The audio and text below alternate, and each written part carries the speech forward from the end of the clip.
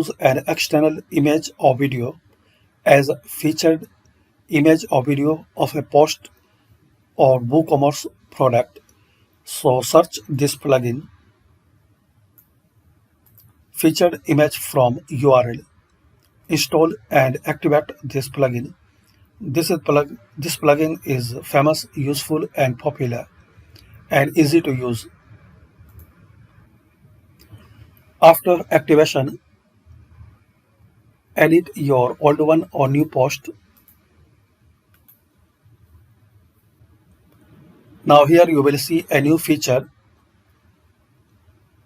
featured image, image URL or keyword.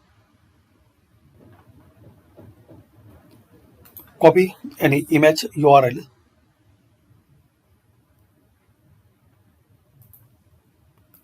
Now here paste it. Click on preview.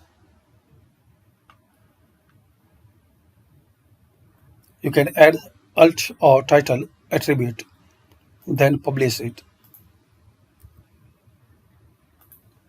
So this is the way, guys, you can add external video or image as a featured